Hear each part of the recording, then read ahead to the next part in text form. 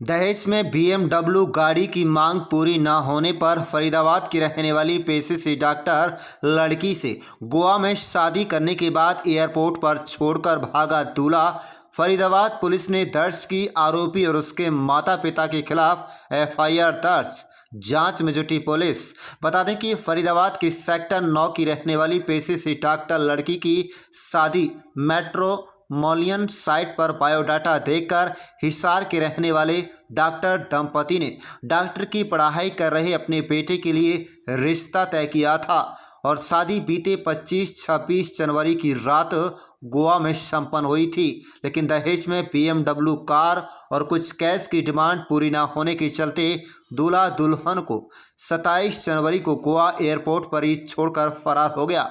फिलहाल पीड़िता दुल्हन की शिकायत फरीदाबाद के सेक्टर 8 थाने में दर्ज कराई गई है, जहां पर पुलिस आरोपी के खिलाफ दहेज, मारपीट इत्यादि धाराओं के तहत मुकदमा दर्ज कर लिया गया है और पुलिस जांच में जुट गई है।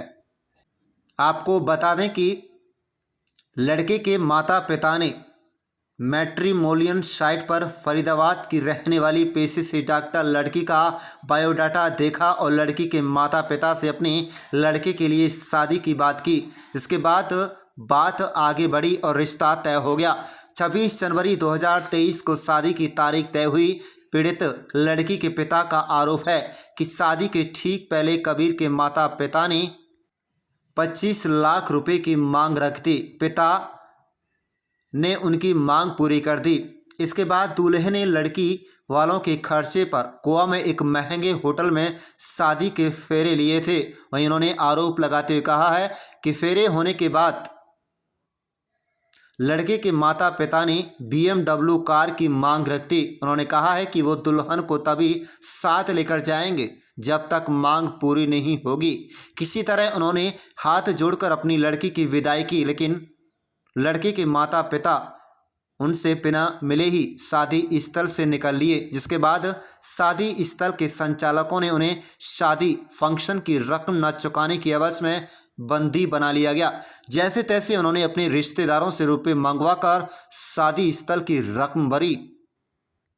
वहीं दूसरी ओर दूल्हा भले ही उनकी बेटी को विदा करवा कर ले गया हो, लेकिन वो गोवा एयरपोर्ट पर सिक्योरिटी चेकिंग के बाद उनकी दुल्हन बेटी को अकेली बेटी छोड़कर अभी थोड़ी देर में आने की बात कहकर वहां से निकल गया। इसके बाद उसने अपना मोबाइल बंद कर लिया। इसी दौरान दूल्हे की मां भी एयरपोर्ट पर पहुंच गई और उनकी बेटी के ज्वेलरी से भरे भरा बैग भी छीन लिया और वह फरार हो गए। पीड़िता के पिता ने मीडिया से बातचीत करते हुए कहा है कि वह अपनी बेटी के रिश्ते और शादी तक के लेकर अब तक लगभग 2 करोड़ रुपए खर्च कर चुके हैं। गोवा पुलिस से न्याय नहीं मिलने के बाद फिलहाल उन्होंने इस मामले की शिकायत फरीदाबाद के सेक्टर 8 थाने में की है और वह अब समाज में ऐसे दहेज लोभियों के खिलाफ सख्त से सख्त कानूनी कार्रवाई चाहते हैं। इस मामले में सेक्टर 8 थाना प्रभारी नवीन कौशिक का कहना है कि पीड़िता की शिकायत पर आरोपी दूल्हे, उसके माता पिता इत्यादि लोगों के खिलाफ मुकदमा दर्ज कर लिया गया है। जीवन साथी के थ्रू हमारा इनसे रिश्ता चालू हुआ, बात हुई। उसके बाद हम शादी के लिए एग्री हो गए दोनों पार्टी। फिर उन्होंने कहा अकेला चाइल्ड है, हमें बाहर डेस्टिनेशन वेडिंग करनी है। उनके मुताबिक फिर गोवा का महंगा रिसोर्ट इन्होंने पसंद किया।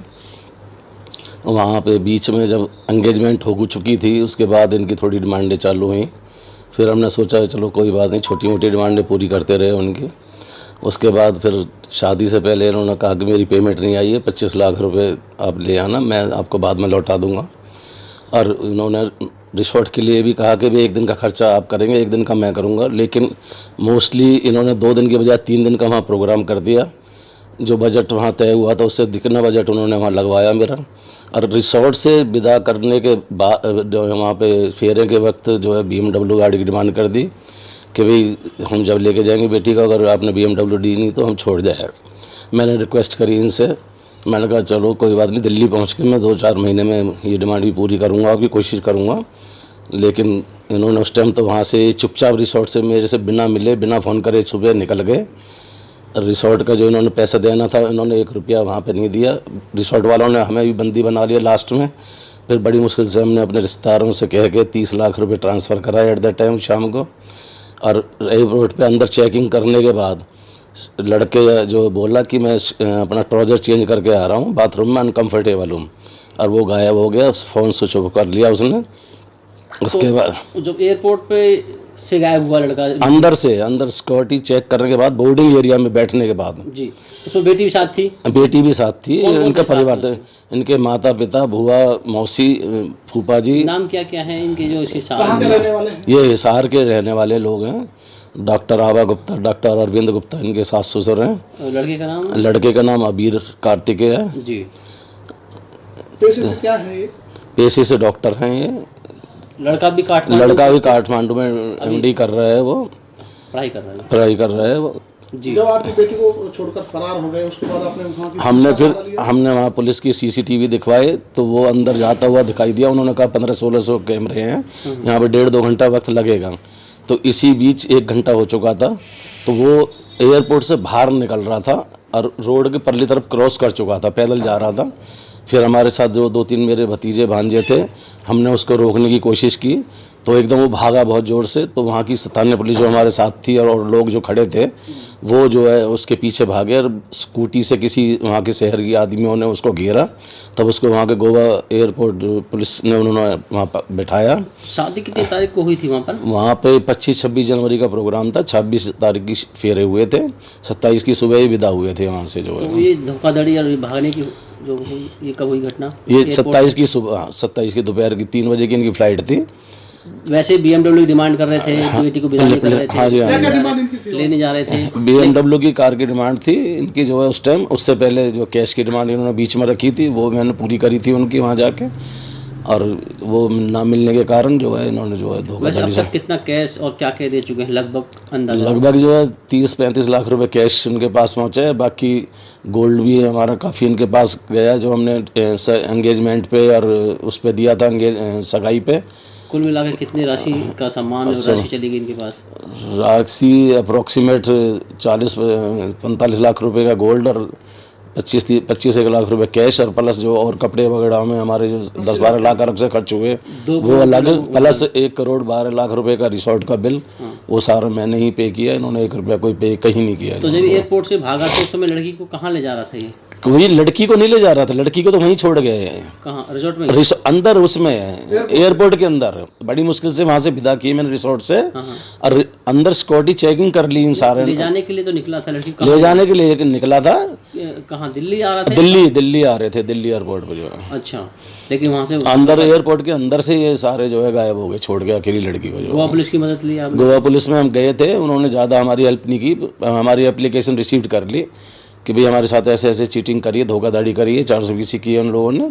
तो उन्होंने हमारी एप्लीकेशन रिसीव करके दे दी थी हमें। पर वो ये कह रहे थे कि यहाँ कोई एक्ट नहीं है, जहाँ पे शादी हुई है रिसोर्ट में, या तो वहाँ FIR लॉन्च कराइए, या आप जहाँ के रहने वाले हैं वहाँ FIR लॉन्च अब आपने कराइए। फरीदाबाद पुलिस को शिकायत दी है? हाँ, शिकायत दी है, वहाँ FIR लॉन्च हो चुकी है। अभी इससे पहले 2-3 महीने हमने बहुत प्रयास, सामाजिक लोगों ने ही हम पे कहा कि भाई आपस में इसको कंप्रोमाइज़ करके ख़त्म कर लो, पुलिस कोर्ट कचहरियों में ज़्यादा नहीं है। तो हम भी उसके लिए राज़ी हो गए थे, पर लेकिन वो उसके लिए भी राज़ी नहीं हुए किसी तरह से भी।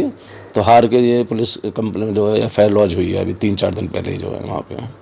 तो सास का भी कोई रोल था सीना झपटी में, बता रहे हैं कुछ ऐसे? जी, जब एयरपोर्ट पे कोई सामान ज्वेलरी से जो भरा बैग, ज्वेलरी से जो बैग था जो था, वो उसकी सास अपने साथ उनको ले गई, उसको उसके हाथ से निकाल के जो है ना चेन कर ले चली। तो अभी यहाँ पर शिकायत दर्ज करा दी गई है? हाँ, शिकायत दर्ज करा। एक शिकायत जो जानकारी मिली है कि बेटे के साथ से गलत काम करने का प्रयास भी किया था जबरन। अब वो वहाँ पे बता रहे हैं, लेकिन बेटी ने हमें साझा नहीं किया था, क्योंकि मैं हार्ट पेशेंट हूँ। और हमारी छोटी दूसरी बेटी की भी शादी 9 मार्च की तय, इसकी छोटी बहन की शादी हो चुकी थी तय। तो उसने इस डर की वजह से कुछ नहीं बताया, घर में साझा नहीं किया। पर लेकिन अब वो कुछ बता रही है कि कुछ ऐसे इस तरह की कुछ उसके साथ घटना भी कुछ हुई है वहाँ पे। किस प्रकार की कार्रवाई, किस प्रकार न्याय चाहते हैं? अब तो हम ये चाहते हैं कि इनको सख्त से सख्त, ऐसे समाज में लोगों को नहीं, मतलब जो है बहिष्कार किया जाए उन लोगों का, और सख्त से सख्त उनको मतलब कानून के हिसाब उनको सजा मिले, ताकि आगे वो किसी और कोई परिवार भी या वो लोग कहीं किसी और दूसरे के साथ चीटिंग ना कर सकें, इस तरह का व्यवहार ना कर सकें। संज्ञान में आया किसी के साथ उस तरह की धोखाधड़ी उन्होंने की? जैसा मेरी नॉलेज में नहीं है कि धोखाधड़ी की है, पर लेकिन ज़्यादा नॉलेज है मुझे इस बारे में नहीं, कुछ तरह का जो है।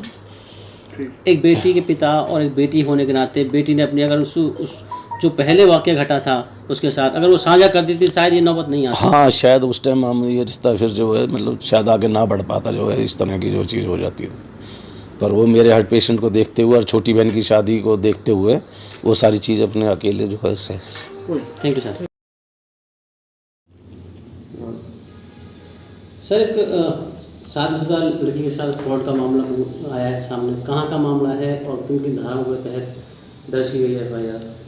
देखिए, हमें 3/2/2023 को एक कंप्लेंट आस्था गुप्ता ने दी थी, जो कि सेक्टर 9 की रहने वाली लड़की है। उसने गोवा में जाकर शादी करी थी। शादी के बाद जो है जब वो अपने घर जाने के लगे दोनों पार्टियां, तो उसका हस्बैंड जो है उसको एयरपोर्ट पर छोड़कर, अकेले को छोड़कर जो है भाग गया था। उसके बाद जो है परिवार ने जो है वहाँ भी कंप्लेंट दी थी एयरपोर्ट अथॉरिटी को, लेकिन उन्होंने कहा भाई आप या अपने लोकल थाने में कंप्लेंट करें या जहाँ पर शादी हुई है वहाँ करें। तो उसके बाद जो है वो 3/2 को हमारे पास आए थे। ये 26 जनवरी को शादी हुई थी। जैसे ही हमारे को कंप्लेंट इश्यू हुई, उच्च अधिकारियों के संज्ञान में मामला लाकर हमने इसमें जो है जो भी दहेज के मामले में जो भी काउंसलिंग होती है वो काउंसलिंग की और दोनों पार्टियों को आपस में विचार विमर्श करने के लिए बिठाया, लेकिन उनकी आपस में सहमति नहीं बनी। और जिसके बाद जो है अभी 1 अप्रैल को जो है हमने एक अभियोग दर्ज किया है और इसमें हमने दहेज के सेक्शन में और स्नैचिंग और 377 में इसमें हमने FIR की है। कौन कौन सी धाराएं हैं सर, वो बताएंगे? इसमें 323 है, 498 है, 377 है, 379A है। तो सर जिन्होंने ये इनके साथ फ्रॉड किया है, ये कौन लोग हैं, कहाँ के रहने वाले और पेशे से क्या हैं? देखिए, ये हिसार से हैं और इसके माँ बाप दोनों डॉक्टर हैं। लड़का भी जो है डॉक्टर का कोर्स कर रहा है काठमांडू से। जी, कैसे संपर्क हुआ इन दोनों परिवारों का? इनका जो है आपस में ऑनलाइन संपर्क हुआ है, वेबसाइट के थ्रू। पीड़िता है वो भी क्या पेशे से डॉक्टर है? लड़की जो हो भी रेडियोलॉजिस्ट है और अभी प्रैक्टिस कर रही है लड़की। तो क्या डिमांड की थी उन्होंने शादी में? जैसा कि शिकायतकर्ता ने हमें बताया है, इसमें शादी के समय में उन्होंने BMW गाड़ी की मांग की थी और कुछ पैसे पहले ले चुके थे और 25 लाख रुपए की साथ में डिमांड की थी। तो अभी क्या किसी गिरफ्तारी हो पाई है? नहीं, इसमें अभी लड़की की स्टेटमेंट हुई है और अभी कोर्ट में लड़की की स्टेटमेंट बकाया है। उसके बाद जो है कोर्ट के दिशा निर्देशानुसार जो है लड़की के जो ससुराल वाले हैं उनको नोटिस दिया जाएगा और नोटिस देने के बाद जो नियमानुसार इसमें कार्रवाई अमल में लाई जाएगी।